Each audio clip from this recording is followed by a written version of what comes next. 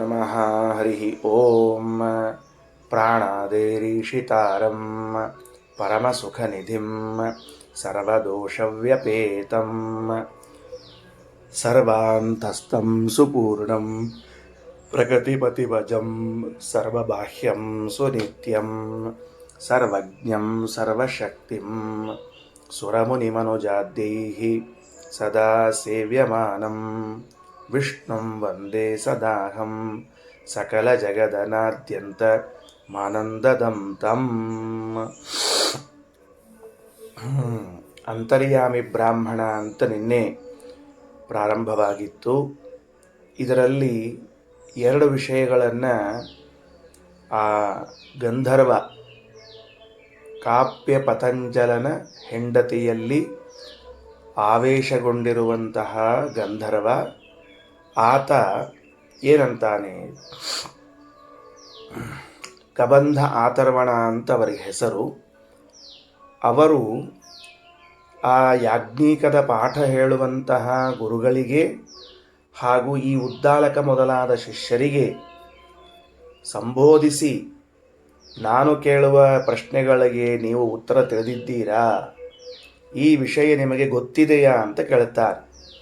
ಆಗ ಯಾವ ವಿಷಯ ಅಂತ ಕೇಳಿದಾಗ ಒಂದು ಸೂತ್ರ, ಒಂದು ಅಂತರ್ಯಾಮಿ, ಇವರನ್ನು ತಿಳಿದಿದ್ದೀರಾ ಅಂತ ಕೇಳ್ತಾ ಇದ್ದಾರೆ. ಸೂತ್ರ ಹಾಗೂ ಅಂತರ್ಯಾಮಿಗಳನ್ನ ಇವರು ತಿಳಿದಿಲ್ಲ ಅಂತ ಒಪ್ಪಿಕೊಳ್ಳುತ್ತಾರೆ. ತಿಳಿದಿಲ್ಲ ಅಂತ ಒಪ್ಪಿಕೊಂಡಾಗ ತಿಳಿಲೇಬೇಕಾದ ಅನಿವಾರ್ಯತೆ ಇದೆ ಅಂತ ಅವರಿಗೆ ಮನದಟ್ಟು ಮಾಡುವುದು ಹೇಗೆ? ತಿಳಿದಿಲ್ಲ. ಎಷ್ಟೋ ವಿಷಯಗಳನ್ನು ನಾವು ತಿಳಿಯದೇ ಇದ್ದೇ ಇರ್ತೀವಿ. ಹಂಗೆ ಈ ಸೂತ್ರನನ್ನು ಅಂತರ್ಯಾಮಿಯನ್ನು ತಿಳಿಯದೇ ಹೋದರೆ ಕೊರತೆ ಏನು? ಈಗ ಒಂದನ್ನು ಅತ್ಯವಶ್ಯವಾಗಿ ತಿಳಿಬೇಕು ಅಂತ ಹೇಳಲಿಕ್ಕೆ ಒಂದೇನೋ ಮಾನದಂಡ, ಒಂದು ವ್ಯವಸ್ಥೆ, ಒಂದು ಕಾರಣ ಅಂತ ಇರಬೇಕಲ್ಲ. ಅದಕ್ಕೆ ಆವಿಷ್ಟನಾದ ಗಂಧರ್ವ ಎಂತಹ ಬುದ್ಧಿವಂತ ಅಂದರೆ, ಕೂತವರು ಕೇಳಿ ನಿಮಗೆ ಗೊತ್ತಿದೆಯೋ ಗೊತ್ತಿಲ್ವೋ ಅಂತಂದರೆ ಗೊತ್ತಿಲ್ಲ ಅಂತ ಹೇಳಿಬಿಟ್ರೆ ಆಯ್ತು ಬಿಡಿ ಪಾಪ, ಇಲ್ಲ ಗೊತ್ತಿಲ್ಲ ಇರಲಿ ಬಿಡ್ರಿ ಅಂತ ಹೇಳಿ ಬಿಡ್ಲಿಕ್ಕೆ ಮನಸ್ಸಿಲ್ಲ ಅವರಿಗೆ. ಆ ವಿಷಯವನ್ನು ಅವರಿಗೆ ತಿಳಿಸಲೇಬೇಕಾಗಿದೆ. ಅದಕ್ಕಾಗಿ ಒಂದು ಉಪಾಯವನ್ನು ಹೂಡುತ್ತದೆ. ಏನು ಉಪಾಯ ಹೂಡುತ್ತದೆ ಅಂತಂದರೆ, ಯಾರು ಈ ಸೂತ್ರನನ್ನು ಅಂತರ್ಯಾಮಿಯನ್ನು ತಿಳಿತಾರೋ ಅವ ಬ್ರಹ್ಮವಿತ್, ಅವ ಲೋಕವಿತ್, ಅವನು ದೇವವಿತ್, ಭೂತವಿತ್, ಆತ್ಮವಿತ್, ಸರ್ವವಿತ್ ಎಂದು ಕರೆಸಿಕೊಳ್ಳುತ್ತಾನೆ. ಈಗ ನೋಡ್ರಿ, ಉತ್ಸಾಹ ಬಂತು ನಮಗೆ. ನಾನು ಬ್ರಹ್ಮಜ್ಞಾನಿ, ಲೋಕಜ್ಞಾನಿ, ದೇವಜ್ಞಾನಿ, ಭೂತಜ್ಞಾನಿ, ಆತ್ಮಜ್ಞಾನಿ, ಸರ್ವಜ್ಞ ಅಂತ ಕರೆಸಿಕೊಳ್ಳಬೇಕು ಅಂತಾದರೆ ಆ ಸೂತ್ರನನ್ನು ಹಾಗೂ ಅಂತರ್ಯಾಮಿಯನ್ನು ತಿಳಿಯಬೇಕಲ್ಲ. ಹಾಗಾದರೆ ಆ ಕಬಂಧ ಆತರ್ವಣ ಉಪಾಯ ಮಾಡಿದ್ದೇನು ಅಂದರೆ, ಈ ತತ್ವವನ್ನು ಅವರಿಗೆ ತಿಳಿಸಬೇಕು. ಮೊದಲು ಅವರಿಗೆ ಪ್ರಶ್ನಿಸಿದಾಗ ಅವರು ನಮಗಿದು ಗೊತ್ತಿಲ್ಲ ಅಂತ ಅತ್ಯಂತ ಪ್ರಾಂಜಲ ಮನಸ್ಸಿನಿಂದ ಒಪ್ಪಿಕೊಳ್ಳುತ್ತಾರೆ. ಇಲ್ಲ, ನಮಗೆ ಗೊತ್ತಿಲ್ಲ ಅಂತ. ಹೀಗೆ ಒಪ್ಪಿಕೊಳ್ಳುವುದೇ ವಿದ್ಯಾರ್ಥಿಯ ಮೊದಲನೇ ಲಕ್ಷಣ. ಇಲ್ಲ, ನನಗೆ ಗೊತ್ತಿಲ್ಲ, ಹೇಳ್ರಿ ಅಂತ ಹೇಳಿದಾಗ ಹೇಳಬಹುದು, ಬಿಡಬಹುದು. ತಿಳಿಯಲೇಬೇಕು, ಅತ್ಯಂತ ಅವಶ್ಯ ಅಂತ ಹೇಗೆ ಮನದಟ್ಟು ಮಾಡಬೇಕು ಅವನಿಗೆ? ತಿಳ್ಕೊನಿ ಇದನ್ನು ಅಂತ ಹೇಳಬೇಕು ಅಂದರೆ ಹಂಗೆ ಸುಮ್ಮನೆ ತಿಳ್ಕೊಳ್ಳಿಕ್ಕೆ ತಯಾರಾಗೋದಿಲ್ಲ. ಅದಕ್ಕೊಂದು ಫಲವನ್ನು ಹೇಳುತ್ತದೆ. ಯಾರು ಈ ಸೂತ್ರ ಹಾಗೂ ಅಂತರ್ಯಾಮಿಯನ್ನು ತಿಳಿದುಕೊಳ್ತಾನೋ ಅವನು ಬ್ರಹ್ಮಜ್ಞಾನಿ ಅಂತ ಕರೆಸಿಕೊಳ್ತಾನೆ, ಲೋಕಜ್ಞಾನಿ ಅಂತ ಕರೆಸಿಕೊಳ್ತಾನೆ, ದೇವಜ್ಞಾನಿ ಅಂತ ಕರೆಸಿಕೊಳ್ತಾನೆ, ಭೂತಜ್ಞಾನಿ, ಆತ್ಮಜ್ಞಾನಿ, ಸರ್ವಜ್ಞ ಎಂದು ಕರೆಸಿಕೊಳ್ತಾನೆ ಅಂತ ಹೇಳಿದಾಗ ಆ ಫಲ ಇದೆ ನೋಡ್ರಿ. ಏನು ಫಲ? ನಾನು ಬ್ರಹ್ಮಜ್ಞಾನಿ ಅಂತ ಕರೆಸಿಕೊಳ್ಳುತ್ತೇನೆ ಎಂಬ ಫಲ ಇದೆಯಲ್ಲ, ಅದು ಅವನನ್ನು ಆ ವಿಷಯ ತಿಳಿದುಕೊಳ್ಳುವುದಕ್ಕೆ ಸೆಳೆತ ಉಂಟು ಮಾಡುತ್ತೆ. ತಿಳ್ಕೊಂಡೇ ಬಿಡೋಣ ಅಂತ, ಅದೇನಾಗ್ತದಾಗಲಿ ನೋಡೇ ಬಿಡೋಣ ಅಂತ ಹೇಳಿ ಇವರೇನಾದರೂ ಇವಾಗ ತಯಾರಿ ಆಗಿ ಕೂತ್ಕೊಂಡ್ರು. ಅದಕ್ಕೆ ಹೇಳಲಿಕ್ಕೆ ಹೊರಟಾರೆ ಮುಂದಿಂದು. ಇಲ್ಲಿ ಪ್ರಶ್ನೆ, ಈಗ ಅದು ಶಬ್ದಗಳ ಅರ್ಥವನ್ನು ಹೆಂಗೆ ಮಾಡ್ಕೋಬೇಕು? ಬ್ರಹ್ಮಜ್ಞಾನಿ ಅಂತ ಹೆಂಗೆ ತಿಳ್ಕೊಳ್ಬೇಕು? ಈಗ ಸೂತ್ರ ಅಂತ ಒಬ್ರು ಯಾರೋ ಇದ್ದಾರೆ, ಮತ್ತು ಅಂತರ್ಯಾಮಿ ಅಂತ ಒಬ್ರು ಯಾರೋ ಇದ್ದಾರೆ.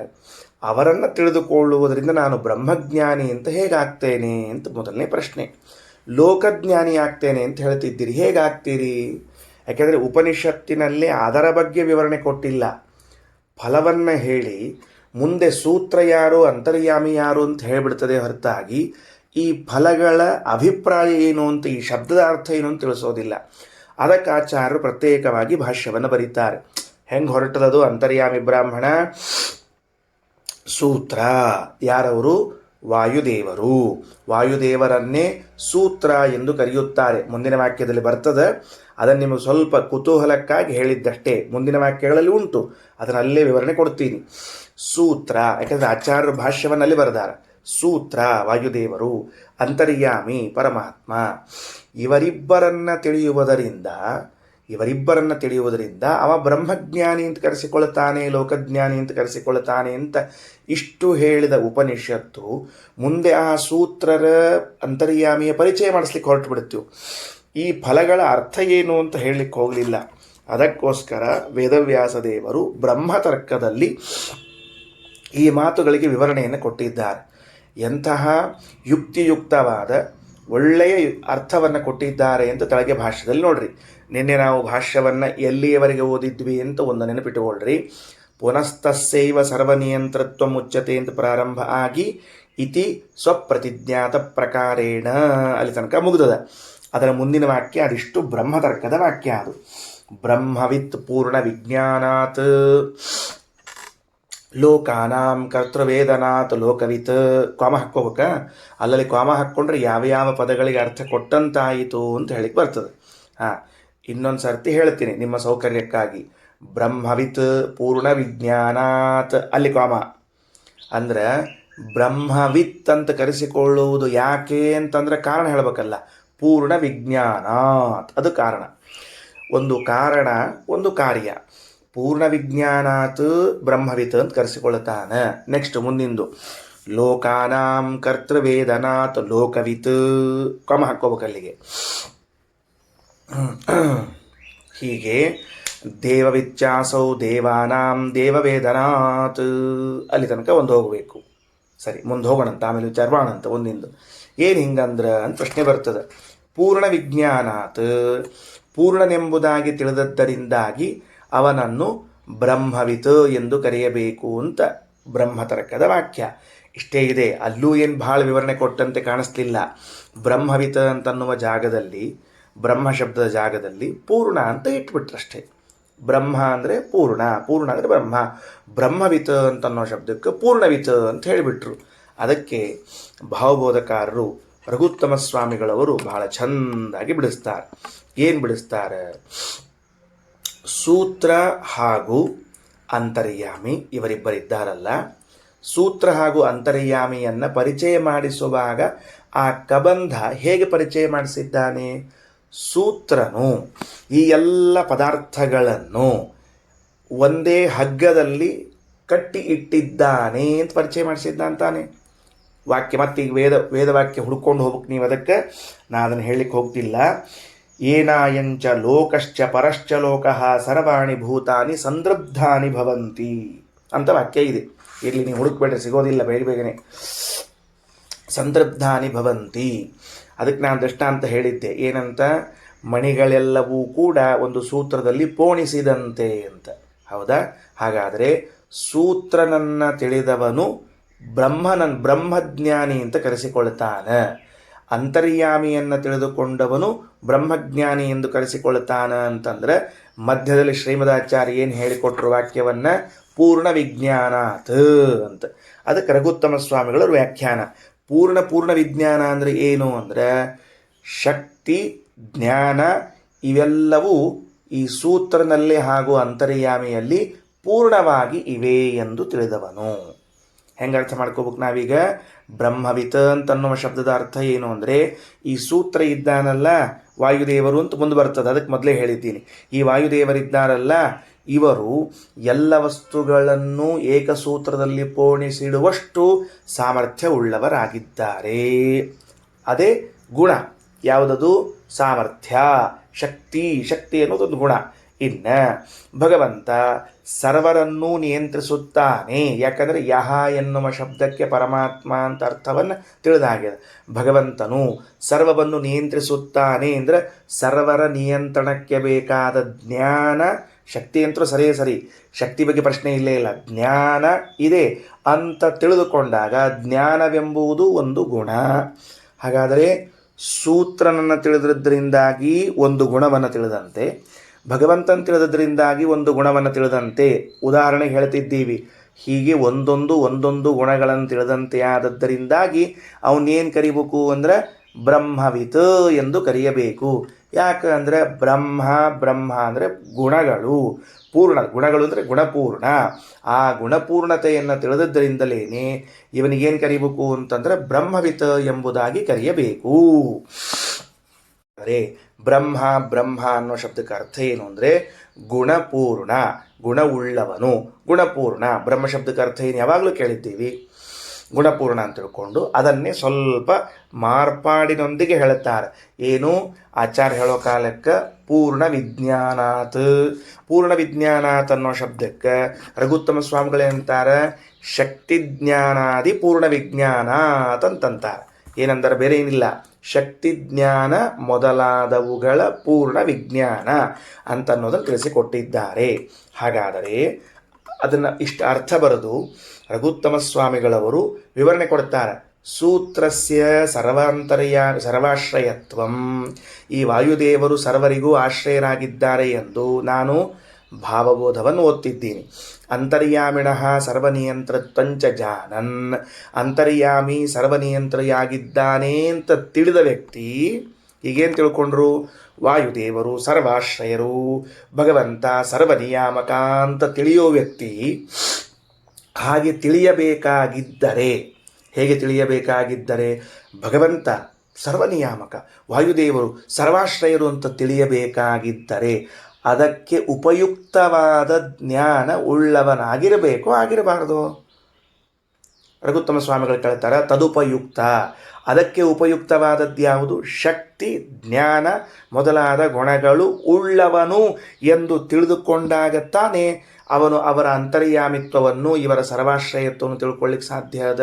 ಅಲ್ರಿ, ವಾಯುದೇವರು ಸರ್ವಾಶ್ರಯ ಅಂದ್ರಿ ಅಷ್ಟು ಸಾಮರ್ಥ್ಯ ಇದೆಯಾ? ಏನು ಕೇಳ್ತೀಯೋ ಅಂತ ಹೇಳಿ ವಾಯುದೇವರು ಸರ್ವರಿಗೆ ಆಶ್ರಯವಾದಾಗ ಅದಕ್ಕೆ ಉಪಯುಕ್ತವಾದ ಶಕ್ತಿ ಅವರಲ್ಲಿ ಉಂಟು, ಅದೊಂದು ಗುಣ. ಇಂತಹ ಮತ್ತೊಂದು ಗುಣ, ಇಂತಹ ಮಗದೊಂದು ಗುಣ, ಭಗವಂತ ಸರ್ವನಿಯಾಮಕ. ಹೌದಾ, ಭಗವಂತ ಎಲ್ಲರಿಗೆ ನಿಯಂತ್ರಿಸುತ್ತಾನೆ ಅಂತಂದರೆ ಅದಕ್ಕೆ ಉಪಯುಕ್ತವಾದ, ಅದಕ್ಕೆ ಸಂಬಂಧಿಯಾದ ಸರ್ವಜ್ಞಾನ, ಸರ್ವಸಾಮರ್ಥ್ಯ, ಸರ್ವಕರ್ತೃತ್ವಗಳು ಉಂಟ ಅಂತ ತಿಳಿದಾಗ ತಾನೇ ಅವೇನಾಗ್ತಾನೆ, ಭಗವಂತ ಸರ್ವನಿಯಾಮಕ ಅಂತ ತಿಳಿತಾನೆ. ಹಾಗಾಗಿ ಸರ್ವಾಶ್ರಯತ್ವಕ್ಕೆ ಬೇಕಾದ, ಸರ್ವನಿಯಾಮಕತ್ವಕ್ಕೆ ಬೇಕಾದ ಗುಣಗಳನ್ನು ಬಲ್ಲವನಾದದ್ದರಿಂದ ಇವರನ್ನು ಬ್ರಹ್ಮವಿತ ಅಂತ ಕರೀತಾರೆ. ಇಷ್ಟು ವಿವರಣೆಯನ್ನು ಕೊಟ್ಟು ಬ್ರಹ್ಮತರ್ಕ ಇದು ಒಂದು ಫಲ. ಯಾವಾಗ ಬ್ರಹ್ಮವಿತ್ ಅಂತ ಕರೆಸಿಕೊಳ್ತಾನ ಅಂತ ಹೇಳಿದ್ರು ಆ ಫಲ ಹೇಳುವ ಶಬ್ದದ ವಿವರಣೆಯನ್ನು ಶ್ರೀಮದಾಚಾರ್ಯ ಮಾಡಿಕೊಟ್ರು. ಇನ್ನು ಮುಂದೆ ಲೋಕವಿತ್ ಅಂತ ಕರೀತಾರೆ. ಅಂದರೆ ಸರ್ವಾಂತರ್ಯಾಮಿಯನ್ನು ತಿಳಿದರೆ ಲೋಕವನ್ನು ತಿಳಿದಂತೆ ಅಂತ. ಅದು ಹೆಂಗ್ರಿ? ಸರ್ವಾಂತರ್ಯಾಮಿಯನ್ನು ತಿಳಿದರೆ ಲೋಕವನ್ನು ಹೆಂಗೆ ತಿಳಿದಂಗೆ ಆಗ್ತದೆ? ಅದು ಸೂತ್ರ ಅಂತಿದ್ದಾರೆ ವಾಯುದೇವರು, ಸೂತ್ರನಾಮಕ ವಾಯುದೇವರನ್ನು ತಿಳ್ಕೊಂಡ್ರೆ ಅವರು ಲೋಕವನ್ನು ತಿಳಿದವರು ಅಂತ ಹೇಗೆ ಕರೆಸ್ಕೊಳ್ತಾರೆ? ಯಾಕೆ? ಶಬ್ದ ಏನಿದೆ, ಲೋಕವಿತ ಅಂತಿದೆ. ಪದ ನೋಡ್ಕೊಳ್ರಿ ಉಪನಿಷತ್ನಲ್ಲಿ, ಲೋಕವಿತ ಅಂತ ಅಥವಾ ಬರ್ಕೊಂಡಿಟ್ಕೊಳ್ರಿ. ಆವಾಗ ಬ್ರಹ್ಮವಿತ ಅಂತ ಅನ್ನೋ ಶಬ್ದಕ್ಕೆ ಅರ್ಥ ಏನು ಅಂತ ತಿಳಿದುಕೊಂಡ್ವಿ. ಬ್ರಹ್ಮವಿತ ಅನ್ನೋ ಶಬ್ದಕ್ಕೆ ಹೆಂಗೆ ಅರ್ಥ ಮಾಡಿಕೊಂಡ್ವಿ ಅಂದರೆ ವಾಯುದೇವರು ಸರ್ವಾಶ್ರಯರು ಎನ್ನುವುದಕ್ಕೆ ಬೇಕಾದ ಶಕ್ತಿ ಜ್ಞಾನ ಮೊದಲಾದ ಬಲಗಳು ಉಳ್ಳವರು, ಬಲಗಳು ಅನ್ನೋ ಜೊತೆಗೆ ಬಾಜುಕ ಗುಣಗಳು ಉಳ್ಳವರು. ಹಾಗಾಗಿ ಬ್ರಹ್ಮವಿತ್ ಇವನು ಅದನ್ನು ತಿಳಿದದ್ದರಿಂದ. ಭಗವಂತ ಸರ್ವನಿಯಾಮಕ, ಸರ್ವನಿಯಾಮಕತ್ವಕ್ಕೆ ಬೇಕಾದ ಜ್ಞಾನ ಬಲ ಮೊದಲಾದ ಗುಣಗಳು ಅವನಲ್ಲಿ ಇವೆ ಅಂತ ತಿಳಿದದ್ದರಿಂದ ಬ್ರಹ್ಮವಿತ್ ಅಂತ ಕರೆಸಿಕೊಂಡ. ಇಷ್ಟಾಗಲಿ ತಿಳ್ಕೊಂಡಿದ್ದೀರಿ, ಬೇಕಾದರೆ ಒಂದು ಸಾಲನೆ ಬರೆದಿಟ್ಕೊಳ್ರಿ. ಇನ್ನು ಮುಂದಿಂದ ಹೊರಟೀನಿ ನಾನು. ಲೋಕವಿತ್ ಸರ್ವಾಶ್ರಯ ವಾಯುದೇವರು ಸೂತ್ರ ಅಂತ ತಿಳ್ಕೊಂಡ್ವಿ. ಅಂತರ್ಯಾಮಿಯಾದ ಭಗವಂತ, ಅಂತರ್ಯಾಮಿಯಾದವನು ಭಗವಂತ ಅಂತ ತಿಳಿದುಕೊಂಡೆವು. ಇದರಿಂದ ನಾನು ಲೋಕಗಳನ್ನು ಹೇಗೆ ತಿಳಿದಂತೆ ಆಯಿತು? ಭೂಹು ಭುವಃ ಸ್ವಃ ಮಹಃ ಜನಃ ತಪಃ ಅತಳ ವಿತಳ ಸುತಳ, ಈ ಲೋಕಗಳನ್ನು ತಿಳಿದಂತೆ ಹೇಗಾಯಿತು? ಏನು ಒಂದಕ್ಕೊಂದು ಮ್ಯಾಚ್ ಆಗ್ತಿಲ್ಲ. ವಾಯುದೇವರನ ಸೂತ್ರ ಎಲ್ಲರಿಗೆ ಆಶ್ರಯ ಕೊಟ್ಟವನು ಅಂತ ತಿಳಿಬೇಕು. ಭಗವಂತ ಅಂತರ್ಯಾಮಿ ಅಂತ ತಿಳಿದರೆ ಮಾತ್ರಕ್ಕೆ ಲೋಕವಿತ ಹೇಗಾಗ್ತೀನಿ ಅಂತಂದರೆ ಅದಕ್ಕೆ ಬ್ರಹ್ಮತರ್ಕದಲ್ಲಿ ವೇದವ್ಯಾಸ ದೇವರು ವ್ಯಾಖ್ಯಾನ ಮಾಡ್ತಾರೆ. ಲೋಕಾನಾಂ ಕರ್ತೃವೇದನಾತ್ ಲೋಕವಿತ್. ನಾವಿಲ್ಲಿ ಲೋಕವಿತ ಅನ್ನೋ ಅಭಿಪ್ರಾಯ ಶಬ್ದವನ್ನು ಯಾಕೆ ಬಳಸಿದ್ದೀವಿ ಅಂದರೆ, ನಿನಗೆ ಲೋಕ ಗೊತ್ತಿದೆ ಅಂತನ್ನೋ ಅರ್ಥ ಅಲ್ಲ. ಅಂದರೆ ಮೊದಲಿಗೆ ಏನಾಗಬೇಕಾಗಿದೆ, ವಾಯುದೇವರು ಹಾಗೂ ಭಗವಂತ ಇದ್ದಾರಲ್ಲ, ಅವರು ಸಮಗ್ರವಾದ ಲೋಕಕ್ಕೆ ಕರ್ತೃಗಳು. ಇಡೀ ಜಗತ್ತು ಸೃಷ್ಟಿ ಮಾಡಿದವರು ವಾಯುದೇವರಾಗಲಿ ಭಗವಂತನಾಗಲಿ. ಹಾಗಾದರೆ ವಾಯುದೇವರು ಭಗವಂತ ಇವರಿಬ್ಬರೂ ಲೋಕಗಳ ಸ್ರಷ್ಟಾರರು ಅಂತ ಹೇಳುವಾಗ, ಯಾವ ಲೋಕಗಳನ್ನು ಸೃಷ್ಟಿ ಮಾಡಿದ್ದಾನೆ ಅಂತ ತಿಳಿದರೆ ತಾನೇ ಇವನು ಸೃಷ್ಟಾರ ಅಂತ ಗೊತ್ತಾಗೋದು. ಇವನು ಗಡಿಗೆಯನ್ನು ನಿರ್ಮಾಣ ಮಾಡಿದವನು ಎಲ್ಲದ, ಆ ಗಡಿಗೆ ಅಂತನ್ನೋ ವಸ್ತು ಎಲ್ಲದ, ಮೊದಲು ಆ ಗಡಿಗೆ ಕಾಣಿಸಿದರೆ ಓ ಈ ಗಡಿಗೆಯನ್ನು ನಿರ್ಮಾಣ ಮಾಡಿದವನು ಇವನ ಅಂತ ತಿಳ್ಕೊತೇನೆ ನಾನು. ಗಡಿಗೆಯೇ ಗೊತ್ತಿಲ್ಲ, ಇವನು ಕುಂಭಕಾರ ಅಂತ ಕರೆದ್ವಿ. ಕುಂಭಕಾರ ಅಂತ ಕರೆಯಬೇಕಾದರೆ ಕುಂಭ ಇವನಿಗೆ ಗೊತ್ತಿದ್ದರೆ ಇವನು ಕುಂಭಕಾರ ಅಂತ ಕರೆಯಲ್ಪಡ್ತದೆ. ಹಾಗಾದರೆ ವಾಯುದೇವರು ಲೋಕಕರ್ತೃಗಳು ಎಂಬ, ಭಗವಂತ ಲೋಕಕರ್ತ ಎಂಬ ಜ್ಞಾನ ಬರಬೇಕಾದರೆ ಲೋಕಜ್ಞಾನ ಮೊದಲು ಇರಬೇಕೋ ಬೇಡವೋ? ಇರಬೇಕು. ಅಂದ ಮೇಲೆ ಸೂತ್ರನಾಮಕ ವಾಯುದೇವರು ಅಂತರ್ಯಾಮಿಯಾದ ಭಗವಂತರು ಲೋಕಕರ್ತೃಗಳು ಎಂಬ ಜ್ಞಾನ ಹೊಂದಿದ್ದರಿಂದ ಇವನು ಲೋಕವನ್ನು ತಿಳಿದೇಬೇಕು. ಲೋಕವನ್ನು ತಿಳಿಯದೆ ಲೋಕಕರ್ತ ಅಂತ ಹೆಂಗೆ ತಿಳಿಲಿಕ್ಕೆ ಸಾಧ್ಯ ಇಲ್ಲ. ಈ ಅಭಿಪ್ರಾಯದಲ್ಲಿ ಲೋಕವಿತ್ ಅಂತನ್ನೋ ಶಬ್ದವನ್ನು ಬಳಸಲಾಗಿದೆ. ಅಲ್ಲಿ ಸರ್ವಾಶ್ರಯತ್ವಕ್ಕೆ ಅಂತರ್ಯಾಮಿತ್ವಕ್ಕೆ ಬೇಕಾದ ಗುಣಗಳನ್ನು ತಿಳಿದದ್ದರಿಂದ ಬ್ರಹ್ಮವಿತಾದ. ಇಲ್ಲಿ ಲೋಕವಿತ್ ಯಾಕಾದ ಅಂದರೆ ಆ ಲೋಕಗಳನ್ನು ಕರ್ತಾರ ನಿರ್ಮಾಣ ಮಾಡುವರು ಎಂದು ತಿಳಿದದ್ದರಿಂದ ಲೋಕವಿತ್ ಅನಿಸಿಕೊಳ್ತಾ ಇದ್ದಾನೆ. ಲೋಕನೂ ತಿಳಿದಿರ್ಬೇಕು, ಮತ್ತೆ ಬರೀ ಹಂಗ ಅಲ್ಲ. ಇನ್ನು ದೇವವಿಚ್ಚಾಸೌ ದೇವಾನಾಂ ದೇವವೇದನಾಥ್, ಬಹಳ ಸುಂದರವಾದ ಮಾತು. ದೇವವಿತ್ ಅಂತ ಕರೀತಾ ಇದ್ದಾರೆ. ಏನು ದೇವವಿತ್? ಈ ಸೂತ್ರನಾಮಕ ವಾಯುದೇವರು ಅಂತರ್ಯಾಮಿಯಾದ ಭಗವಂತ ಇಬ್ಬರೂ ನಮ್ಮ ಜ್ಞಾನಕ್ಕೆ ವಿಷಯರಾದಾಗ, ನಾವು ತಿಳಿದುಕೊಂಡಾಗ ದೇವವಿತ್ ಅಂತ ಕರೆಸಿಕೊಳ್ತಾನ. ಏನಂಗಂದ್ರೆ ದೇವವಿತ್ ಅಂತ ಕರೆಸ್ಕೊಳ್ತಾನಂದ್ರೆ ಅದಕ್ಕೆ ರಘುತ್ತಮ ಸ್ವಾಮಿಗಳವರು ದೇವಾನಾಂ ಯೋ ದೇವತ್ವಪ್ರದಃ ತದಾಶ್ರಯ ತನ್ನಿಯಾಮಕಶ್ಚೈತಿ ಯಾವತ್ ತದ್ವೇದನಾದಿತ್ಯರ್ಥ. ದೇವತೆಗಳಿಗೆ ದೇವತ್ವಪ್ರದರಾಗಿ ಅವರಿಗೆ ಆಶ್ರಯ ನೀಡಿ ತನ್ನಿಯಾಮಕರಾಗಿದ್ದಾರೆ ಅಂತ ತಿಳಿದುಕೊಳ್ಳೋದೇ ದೇವವಿತ್ ಎನ್ನ ಶಬ್ದದ ಅರ್ಥ. ಬಿಡಿಸೋಣ ಮತ್ತೊಮ್ಮೆ. ದೇವವಿತ್ ದೇವತೆಗಳನ್ನು ಬಲ್ಲವನಾದ. ಹೆಂಗ? ನಾನು ತಿಳಿದದ್ದು ವಾಯುದೇವರನ್ನು, ನಾನು ತಿಳಿದದ್ದು ಪರಮಾತ್ಮನನ್ನು. ನಾನು ಹೆಂಗೆ ದೇವತೆಗಳನ್ನು ತಿಳ್ಕೊಂಡಂಗಾದೆ? ರುದ್ರದೇವರನ್ನು ತಿಳಿದಂಗಾಯಿತು, ಇಂದ್ರದೇವರನ್ನು ತಿಳಿದಂತಾಯಿತು. ಹೆಂಗೆ ಹೇಳಿಕತ್ತೀರಿ? ವ್ಯಧಿಕರಣ ಆಗಲಿಲ್ವೇ? ನಾನು ತಿಳಿದುಕೊಂಡ ವ್ಯಕ್ತಿ ವಾಯುದೇವರು, ನೀವು ಹೇಳ್ತಿದ್ದೀರಿ ರುದ್ರದೇವರನ್ನ ಬಲ್ಲಂತೆ ನೀನು. ನಾನು ತಿಳಿದುಕೊಂಡದ್ದು ಪರಮಾತ್ಮನನ್ನು, ನೀವು ಹೇಳ್ತಿದ್ದೀರಿ ಬ್ರಹ್ಮದೇವರನ್ನು ತಿಳಿದುಕೊಂಡಂತೆ ಅಂತ. ಹೆಂಗೆ ಸಂಬಂಧ ಏನಿದೆ ಅಂದರೆ, ಬ್ರಹ್ಮದೇವರಿಗೆ ಭಗವಂತ ದೇವತ್ವಪ್ರದನಾಗಿ ಆಶ್ರಯ ನೀಡಿದ್ದಾನೆ. ವಾಯುದೇವರು ರುದ್ರದೇವರಿಗೆ ದೇವತ್ವಪ್ರದರಾಗಿ ಆಶ್ರಯ ನೀಡಿದ್ದಾರೆ. ಹಾಗಾದರೆ ವಾಯುದೇವರನ್ನು ನೀನು ತಿಳಿದುಕೊಳ್ಳಬೇಕಾಗಿದ್ದರೆ ಅವರನ್ನು ಏನು ಗುಣಗಳಿಂದ ತಿಳಿಯಬೇಕು? ದೇವತೆಗಳಿಗೂ ದೇವತ್ವಪ್ರದರಾಗಿದ್ದಾರೆ ಎಂದು ತಿಳಿಯಬೇಕು. ಹಾಗಾದರೆ ದೇವತೆಗಳಿಗೂ ದೇವತ್ವಪ್ರದರಾಗಿದ್ದಾರೆ ಅಂತ ತಿಳಿಯಬೇಕಾದಾಗ ಆ ದೇವತೆಗಳ ಜ್ಞಾನ ಮೊದಲು ನಿನಗಿರಬೇಕು. ಆವಾಗ ನೀನು ದೇವವಿತ್ ಅಂತ ಕರೆಸಿಕೊಳ್ಳುತ್ತೀ. ಇದು ಈ ಶಬ್ದದ ಅರ್ಥ. ಒಳರಹಸ್ಯ ಏನು? ಹಾಗಿದ್ರೆ ಒಳರಹಸ್ಯ ಏನು ಅಂತ ಕೇಳಿದರೆ, ಎಲ್ಲ ದೇವತೆಗಳಿಗೂ ಭಗವಂತ ಹೇಗೆ ದೇವತ್ವಪ್ರದನಾಗಿದ್ದಾನೋ ಹಾಗೆ ವಾಯುದೇವರೂ ದೇವತ್ವಪ್ರದರಾಗಿದ್ದಾರೆ. ರುದ್ರದೇವರು ರುದ್ರ ಪದವಿಯಲ್ಲಿ ಕೂಡಬೇಕಾಗಿದ್ದರೆ ಕಾಮ, ವರುಣ, ಯಮ ಈ ದೇವತೆಗಳು ತಮ್ಮ ತಮ್ಮ ಸ್ಥಾನಗಳಲ್ಲಿ ಕೂಡಬೇಕಾಗಿದ್ದರೆ, ಕೇವಲ ಪದವಿಯಲ್ಲ ದೇವತ್ವವನ್ನು ಪಡೆಯಬೇಕಾಗಿದ್ದರೆ ಅವರು ವಾಯುದೇವರ ಅನುಗ್ರಹಕ್ಕೆ ಪಾತ್ರರು ಆಗಿರಬೇಕು. ಆಚಾರ್ಯರಂತಾರೆ, ಬ್ರಹ್ಮತರ್ಕದ ವಾಕ್ಯ ಹೇಳ್ತದೆ, ದೇವೈಚ್ಛಾಸೋ ದೇವಾನಾಂ ದೇವವೇದನಾತ್. ಆ ದೇವತೆಗಳಿಗೆಲ್ಲ ದೇವತ್ವಪ್ರದನಾದವರು ಇವರಾದದ್ದರಿಂದ ಇವರನ್ನು ತಿಳಿದುಕೊಳ್ಬೇಕಾದಾಗ ಆ ರೀತಿಯಾಗಿ ತಿಳಿದುಕೊಳ್ಬೇಕು. ಇನ್ನು ವೇದಾರ್ಥ ವೇದನಾಚೈವ ವೇದವಿತ್, ಇವನು ವೇದವಿತ್ ಅಂತ ಕರ್ಸ್ಕೋತಾನ. ಹಂಗ್ರಿ ವೇದವಿತ್ ಅಂತ ಕರ್ಸ್ಕೊಂಡ ಅಂದ್ರೆ ಮತ್ತು ವೇದಗಳ ತಾನೇ ಈ ಸೂತ್ರನನ್ನು ಅಂತರ್ಯಾಮಿಯನ್ನು ಪ್ರತಿಪಾದನೆ ಮಾಡೋದು. ಪ್ರತಿಪಾದ್ಯವಾದ ವಸ್ತುಗಳಾದ ಸೂತ್ರ ಹಾಗೂ ಅಂತರ್ಯಾಮಿಯನ್ನು ತಿಳಿಯಬೇಕಾಗಿದ್ದರೆ ಪ್ರತಿಪಾದಕವಾದ ವೇದವನ್ನು ತಿಳಿಯದೆ ಹೋದರೆ ಹೆಂಗೆ ತಿಳಿದಿತ್ತು ನಿನಗೆ? ಸಾಧ್ಯವೇ ಇಲ್ಲ. ಈಗ ಕೃಷ್ಣ, ನಾನು ಕೃಷ್ಣನ ತಿಳಿದಿದ್ದೇನೆ ನೋಡ್ರಿ, ನಮ್ಮ ಕೃಷ್ಣ ಸ್ವಾಮಿ ಅಂತ ಹೇಳಿಕತ್ತೀನಿ. ಏನು ಹೇಳಿಕತ್ತೀನಿ? ಕೃಷ್ಣ ನಮ್ಮ ಸ್ವಾಮಿ ಅಂತ ಹೇಳಿಕತ್ತೀನಿ. ಕೃಷ್ಣ ರುಕ್ಮಿಣಿಪತಿ ಅಥವಾ ಕೃಷ್ಣ ರಾಧಾವಲ್ಲಭ ಅಂತ ಹೇಳಿಕತ್ತೀನಿ ಅಂತಂದ್ರೆ, ಓ ಹೌದಾ, ಹಾಗಾದರೆ ನೀನು ಭಾಗವತವಿತ್ತು ಏನ್ರಿ? ನಾ ಕೃಷ್ಣನ್ ತಿಳಿದೀನಿ ಎಂಬುದಕ್ಕೂ ಭಾಗವತ ತಿಳಿದವರು ಎಂಬುದಕ್ಕೆ ಏನು ಸಂಬಂಧದ ಅಂತಂದ್ರೆ ಹೇಳಿ ನೋಡಂತ.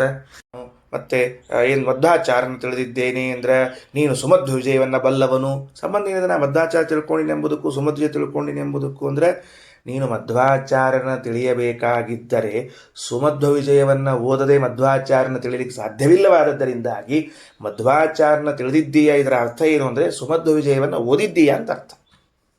ಹಾಗಾದರೆ ಕೃಷ್ಣ ಯಮುನಾ ತೀರದಲ್ಲಿ ವಿಹಾರ ಮಾಡಿದ್ದಾನೆ, ಕೊಳಲು ಹಿಡ್ಕೊಂಡಿದ್ದಾನೆ ನಾ ತಿಳ್ಕೊಂಡಿದ್ದೀನಿ ಅಂದರೆ ಭಾಗವತ ತಿಳ್ಕೊಂಡಿದ್ದಿ ಅಂತ ಅರ್ಥ. ಇಷ್ಟೇ ಅರ್ಥ ತಾನೇ ಹೇಳಬೇಕು ನೀವು. ಹಾಗಿದ್ರೆ ಭಗವಂತ ಹಾಗೂ ವಾಯುದೇವರನ್ನು ತಿಳಿದಿರಬೇಕಾದರೆ ವೇದವನ್ನು ನೀನು ಓದಿರಬೇಕು, ಇಲ್ಲದೇ ಅವ್ರನ್ನ ತಿಳಿಲಿಕ್ಕೆ ಸಾಧ್ಯ ಇಲ್ಲ. ಹಾಗಾಗಿ ನೀನು ವೇದವಿತ್. ತಿಳಿತಾ ಇದೆಯಾ ಹೆಂಗೆ ಹೊಂದಿಸ್ಕೋತ ಹೊಂಟರಂತ ತಿಳ್ಕೊಂಡು ಹೇಳಿಲ್ಲವನ್ನು. ಇನ್ನು ಭೂತವಿತ್ ಇದು ಗೊತ್ತಾಯಿತು. ನೀನು ಭೂತಗಳನ್ನು ತಿಳಿದವನು. ಭೂತಗಳು ಅಂದರೆ ಪ್ರಾಣಿಗಳು. ಯಾಕೆ? ತನ್ನಿಯಂತ್ರ ಪರಿಜ್ಞಾನಾತ್. ಆ ಎಲ್ಲ ಭೂತಗಳಿಗೆ ನಿಯಾಮಕನಾಗಿದ್ದಾನೆ ಅಂದರೆ ಎಲ್ಲ ಭೂತಗಳನ್ನು ಮೊದಲು ತಿಳಿದಿರಬೇಕು, ಆಮೇಲೆ ನಿಯಾಮಕ ಅಂತ ತಿಳಿಬೇಕು. ಆತ್ಮವಿಚ್ಚಾಪ್ತ ವೇದನಾತ್. ಆತ್ಮವಿತ್ ಅಂತ ಕರೆಸಿಕೊಳ್ತೀನಿ ನೀನು ಯಾವಾಗ? ಸೂತ್ರ ಅಂತರ್ಯಾಮಿನ ತಿಳಿದಾಗ. ಕಾರಣ ಆಪ್ತವೇದನಾತ್, ಅವರು ಸರ್ವ ಜಗದ್ವ್ಯಾಪ್ತರು ಎಂದು ತಿಳಿದದ್ದರಿಂದಾಗಿ ಆತ್ಮವಿತ್ ಅಂತ ಕರ್ಷೋತಿ. ಸರ್ವವಿತ್ ಸರ್ವಸಾರಜ್ಞ ಯೋ ವೇದ ಪುರುಷೋತ್ತಮಂ.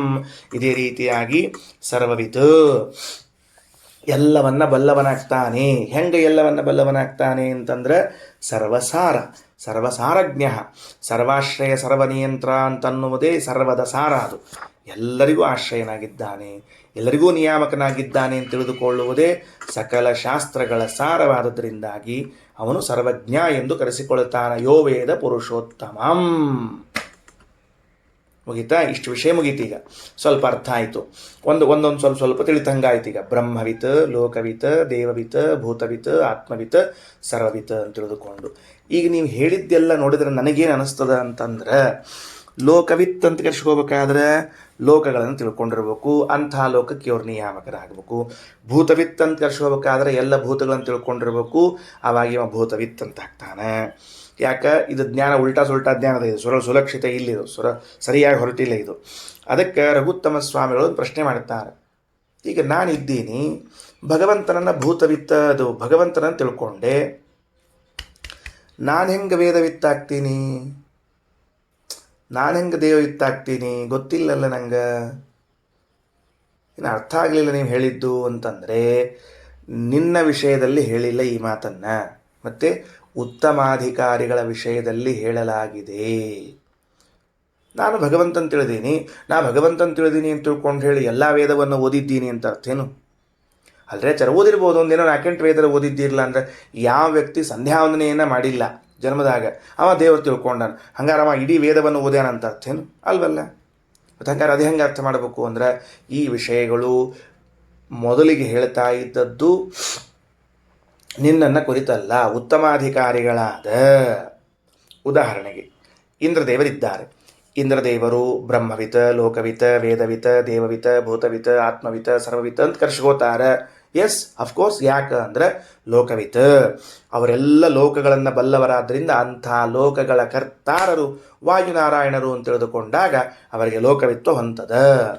ಸರಿ ಸ್ವಾಮಿ, ವೇದವಿತ ಅನ್ನೋದು ಹೆಂಗೆ ಹೊಂದಿಸ್ತೀರಿ? ಹೌದು, ಸಕಲ ವೇದಗಳನ್ನು ಇಂದ್ರದೇವರ ಅಧ್ಯಯನ ಮಾಡಿದ್ದರಿಂದಾಗಿ ಪ್ರತಿಪಾದಕವಾದ ಅಂದರೆ ತಿಳಿಸುವ ವೇದವನ್ನು ಅಧ್ಯಯನ ಮಾಡಿದ್ದರಿಂದ ಆ ಪ್ರತಿಪಾದ್ಯರಾದ ನಾರಾಯಣ ಹಾಗೂ ವಾಯುದೇವರ ಜ್ಞಾನ ಬಂದದ್ದರಿಂದ ವೇದವಿತ್ ಅಂತ ಕರ್ಸ್ಕೋತಾರೆ.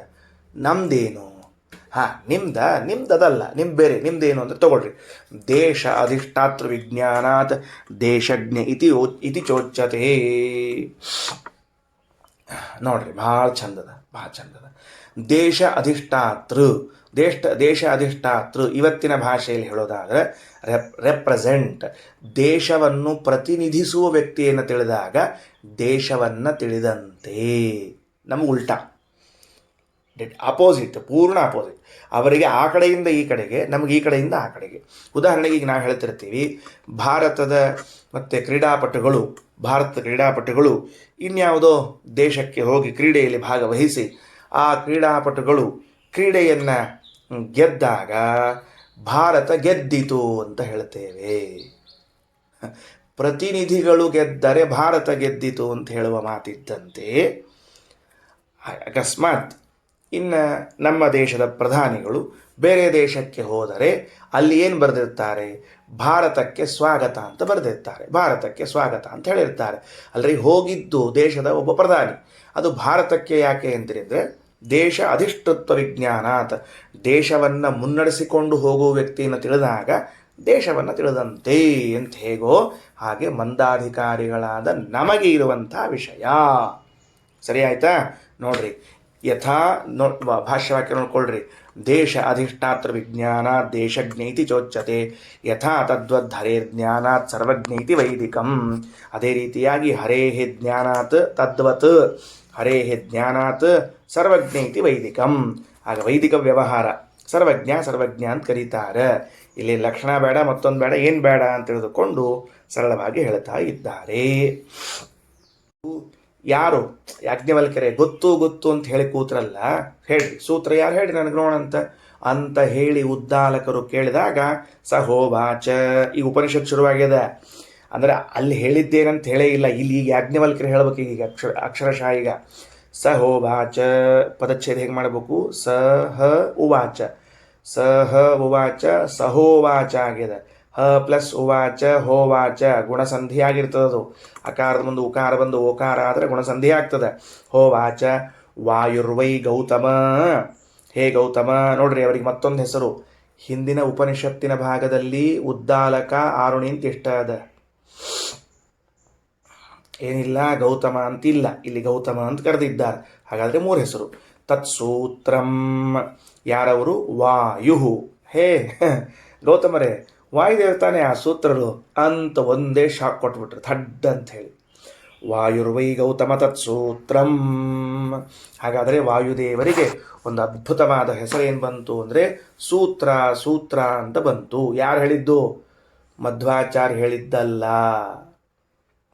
ಅಂತದ ವಾಯುದೇವರಿಗೆ ಸೂತ್ರ ಎಂದು ಹೆಸರು. ಯಾಕಂತ ಆಚಾರ್ಯರು ಭಾಷ್ಯದಲ್ಲಿ ವಿವರಣೆ ಕೊಟ್ಟಾಗ ನೋಡಂತೆ ಯಾಕೆ ಸೂತ್ರ ಅಂತ ಕರೀತಾರಂತ, ಅರ್ಥ ತಿಳ್ಕೋಣಂತ. ಅಂತೂ ವಾಯುದೇವರಿಗೆ ಸೂತ್ರ ಅಂತ ಹೆಸರು. ಎಷ್ಟು ಚಂದಾದ ಹೆಸರಿದೆ ನೋಡ್ರಿ, ಅಪರೂಪದ ಹೆಸರು. ಸೂತ್ರ ಅಂತ ತಿಳ್ಕೊಂಡು ಹೇಳಿ. ಹರಿಕಥಾಂಸಾರದಾಗೂ ಬಂದದ, ಎಲ್ಲಿ ಬಂದಂದು ನೆನಪಾಗಲ್ತು ಅಷ್ಟೇ ನನಗೆ. ಸೂತ್ರ ಅಂತ ಅನ್ನೋದು ಹರಿಕಥಾಂಸಾರದಲ್ಲೂ ಬಂದದ. ಆ ಜಗನ್ನಾಥದಾಸರು ಬಹಳ ಚಂದ ತೊಗೊಂಡ್ರದ ಅನ್ನೋದು ವಾಕ್ಯದಾಗ. ಇರಲಿ. ಸಹೋವಾಚ ವಾಯುರ್ವೈ ಗೌತಮ ತತ್ಸೂತ್ರಂ. ಮುಂದೇನು? ವಾಯುನಾ ವೈ ಗೌತಮ ಸೂತ್ರೇಣ ಅಯಂ ಚ ಲೋಕಃ ಪರಶ್ಚ ಲೋಕಃ ಸರ್ವಾಣಿ ಭೂತಾನಿ ಸಂದೃಬ್ಧಾನಿ ಭವಂತಿ. ಆ ವಾಯುದೇವರಿಂದಲೇನೆ, ಎಲ್ಲೋ ಗೌತಮ, ಆ ವಾಯುದೇವರಿಂದಲೇನೆ ಈ ಲೋಕ ಪರಲೋಕ ಎಲ್ಲ ಭೂತಗಳು ಸೂತ್ರದ ದಾರದಲ್ಲಿ ಹೆಣೆಯಲ್ಪಟ್ಟಿವೆ. ಒಂದು ಕಡೆಗೆ ಕರೆಕ್ಟಾಗಿ ಹಾಕಿರ್ತಾರೆ ವಾಯುದೇವರು.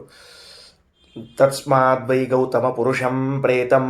ಆದ್ದರಿಂದ ಮುಂದೆ ದೃಷ್ಟಾಂತ ನೋಡಿ ಶಬ್ದ, ತಸ್ಮಾದ್ ವೈ ಗೌತಮ ಪುರುಷಂ. ಹಾಗಾಗಿ ಎಲೆ ಗೌತಮರೇ, ಪುರುಷಂ ಪ್ರೇತಂ, ಯಾರಾದರೂ ಮೃತರಾದರೆ, ಮರಣ ಹೊಂದಿದರೆ, ವ್ಯಸ್ರಂಶಿತಸ್ಯ ಅಂಗಾನಿ ಇತಿ, ಹಾಗೇನು ಕರೀತಾರ, ಅವನ ಅಂಗಗಳೆಲ್ಲವೂ ಕೂಡ ಬಿದ್ದು ಹೋದವು. ಸತ್ತ ಅಂದ್ರೇನು? ಕೈಕಾಲೆಲ್ಲ ಬಿದ್ದು ಹೋತು.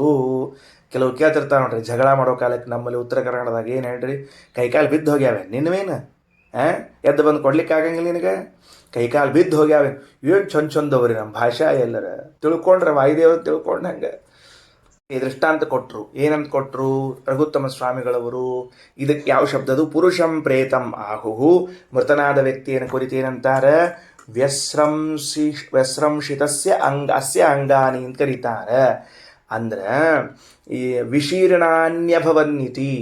ವ್ಯಸ್ರಂಶಿಷತ್ ಅಂತ ಶಬ್ದ ಇದೆ ಅದಕ್ಕೆ. ವ್ಯಸ್ರಂಶಿಷತ್ ಅಂದ್ರೆ ವಿಶೀರ್ಣಾನ್ಯಭವನ್ನಿತಿ. ಸೂತ್ರ ಅಪಗಮೆ ಮಣಯಃ ಇವ. ದೃಷ್ಟಾಂತ ಕೊಟ್ಬಿಡ್ತಾರೆ. ಹಗ್ಗ ಕತ್ತರಿಸಿದ, ದಾರ ಕತ್ತರಿಸಿದ ಮಣಿಗಳಂತೆ ಎಲ್ಲವೂ ಚಿಲ್ಲ ಪಿಲ್ಲಿಯಾಗಿ ಹೋಗಿಬಿಡ್ತಾವ. ಸರಿ ಆಯ್ತಲ್ಲ. ಈಗ ಮತ್ತೆ ಏನಂತ? ವಾಯುದೇವರು ಯಾವಾಗ ದೇಹದಿಂದ ಹೊರ ಹೋಗ್ತಾರೋ ಆಗ ಇವೇನಾಗ್ತಾನೆ? ಕೆಳಗೆ ಕುಸಿದು ಬೀಳ್ತಾನೆ. ಹೆಂಗ ಅಂದ್ರೆ ದಾರ ಕತ್ತರಿಸಿಕೊಂಡ ಬಿದ್ದ ಮಣಿಯಂತೆ ತೆಳಗೆ ಬೀಳ್ತಾನೆ. ಹಂಗಾದ್ರೆ ವಾಯುದೇವರು ಎಲ್ಲ ಜೀವರಾಶಿಗಳಲ್ಲಿ ನಿಂತುಕೊಂಡು ಶ್ವಾಸೋಚ್ಛ್ವಾಸವನ್ನ ಮಾಡಿಸ್ತಾ ಇದ್ದದ್ದು ಹೆಂಗದ ಅಂದ್ರೆ ದಾರದಲ್ಲಿ ಮಣಿಗಳನ್ನು ಪೋಣಿಸಿದಂತೆ ಇದೆ. ಒಬ್ಬರಲ್ಲಿ ಉಸಿರಾಟ ನಿಲ್ಲಿಸಿದ ಮರುಕ್ಷಣದಲ್ಲಿ ಕತ್ತರಿಸಿಕೊಂಡು ಕೆಳಗೆ ಬೀಳುತ್ತಾವ. ಹಿಂಗ ಸೂತ್ರವೇ ಎಲ್ಲರಿಗೂ ಆಶ್ರಯವಾಗಿದೆ ಅಂತ ತಿಳಿಯಬೇಕು. ಸಹೋವಾಚ ವಾಯುರ್ವೈ ಗೌತಮ ತತ್ಸೂತ್ರಂ ವಾಯುನಾ ವೈ ಗೌತಮ ಸೂತ್ರೇಣ ಅಯಂಚ ಲೋಕಃ ಪರಶ್ಚ ಲೋಕಃ ಸರ್ವಾಣಿ ಚ ಭೂತಾನಿ ಸಂದೃಬ್ಧಾನಿ ಭವಂತಿ ತಸ್ಮಾದ್ವೈ ಗೌತಮ ಪುರುಷಂ ಪ್ರೇತಂ ಆಹುಃ ವ್ಯಸ್ರಂಸಿಷತ್ ಅಸ್ಯಾಂಗಾನೀತಿ ವಾಯುನಾ ಹಿ ವೈ ಗೌತಮ ಸೂತ್ರೇಣ ಸಂದೃಬ್ಧಾನಿ ಭವಂತಿ ಇತ್ಯೇವಮೇತತ್ ಯಾಜ್ಞವಲ್ಕ್ಯ ಅಂತರ್ಯಾಮಿಣಂ ಬ್ರೂಹೀತಿ. ಎಸ್, ಕರೆಕ್ಟ್ ಹೇಳಿದ್ರಿ ಯಾಜ್ಞವಲ್ಕ್ಯರೇ, ಸರಿಯಾಗಿ ಹೇಳಿದ್ದೀರಿ ನೀವು. ಸಂತೋಷ ಆಯಿತು. ಸೂತ್ರದಿಂದ ವಾಯುದೇವರು ಅಂತ ಅರ್ಥ ಮಾಡಿದ್ದು. ಇನ್ನು ಮುಂದೆ ನನಗೆ ಅಂತರ್ಯಾಮಿ ಬಗ್ಗೆ ಹೇಳ್ರಿ. ಮುಗಿಸ್ಲಿಲ್ರಿ, ಸಂತೋಷಪಟ್ಟು ಒಂದೆರಡು ಚಪ್ಪಾಳೆ ಹೊಡೆದು ನಮಸ್ಕಾರ ಹಾಕಿ ಭಾಳ ಸಂತೋಷ ಅವೆಲ್ಲ ಏನಿಲ್ಲ, ಮುಂದಿನ ಹೇಳ್ರಿ ಮೊದಲು ನೋಡೋಣ ಅಂತಂದು ಕೂತ್ಕೊಂಡ್ರಿ. ಈಗ ಭಾಷ್ಯ ತಗೊಳ್ರಿ. ಇದೆಲ್ಲ ವಾಕ್ಯ ಅರ್ಥ ಆಗಿದೆ. ವಾಯುದೇವರಿಗೆ ಸೂತ್ರ ಅಂತ ಕರೆದದ್ದು ಯಾಕೆ ಅಂತ ಕೇಳಿದ್ರೆ ಆಚಾರ್ಯರು ಭಾಷ್ಯದಲ್ಲಿ ಹೇಳ್ತಾರೆ ನೋಡಪ್ಪ. ಸ್ಯೂತಂ ಜಗದಿದಂ ಯಸ್ಮಿನ್ ಸೂತ್ರಂ ವಾಯುರಸೌ ಸ್ಮೃತಃ ತಂ ಚಾಪಿ ಯಮಯೇದ್ಯಸ್ಮಾತ್ ಅಂತರ್ಯಾಮಿ ಹರಿ ಸ್ಮೃತಃ. ಎಷ್ಟು ಚಂದ ಹೇಳಿದ್ದಾರೆ ನೋಡ್ರಿ. ಏನಂತಾರೆ? ಇದಂ ಜಗತ್, ಈ ಜಗತ್ತು, ಇದಂ ಜಗತ್ ಅಂತ ಅನ್ನೋ ಶಬ್ದ ಮೊದಲು ತಗೋ, ಅದನ್ನ ಪದಚ್ಛೇದ ಮಾಡಿಕೊಳ್ಳ್ರಿ. ಸ್ಯೂತಂ ಜಗತ್ ಇದಂ ಹೆಂಗೆ ಪದಚ್ಛೇದ ಮಾಡಬೇಕು? ಜಗದಿದಂ ಅನ್ನುವಲ್ಲಿ ಜಗತ್ ಇದಂ ಮಾಡಬೇಕು. ಯಸ್ಮಿನ್ ಸೂತ್ರಂ ವಾಯು ಅಸೌ ವಾಯುರಸೌ, ವಿಸರ್ಗ ಸಂಧಿಯದು. ವಾಯು ಅಸೌ ವಾಯುರಸೌ ಅಂತ ತಿಳ್ಕೊಂಡು ಸ್ಮೃತಃ ತಂ ಚ ಅಪಿ ಪದಚ್ಛೇದ ಹೆಂಗೆ ಮಾಡಬೇಕು? ತಂ ಚ ಅಪಿ, ತಂ ಚಾಪಿ ಅಂತ ಓದಿ. ಓಹೋ ಚಾಪಿ ಹಾಕ್ಯಾರ ಕಾಣಿಸ್ತಾ, ಅಲ್ಲಿ ಒಂದು ಹಾಸ್ಕೊಳ್ಳಿಕ್ಕೆ ಮಲ್ಕೊಳ್ಳಿಕ್ಕೆ ಅಂತ ತಿಳ್ಕೊಬೇಡ್ರಿ.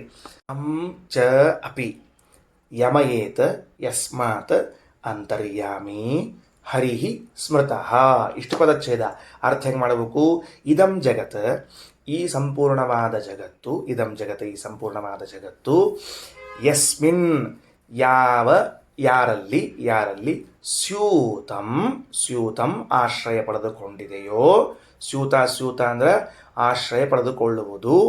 ಅಸೌ ವಾಯು ಸೂತ್ರಂ ಇತಿ ಸ್ಮೃತಃ, ಈ ವಾಯುದೇವರಿಗೆ ಸೂತ್ರ ಎಂದು ಕರೆಯುತ್ತಾರೆ. ಸರಿ ಹೋತ? Chapter close.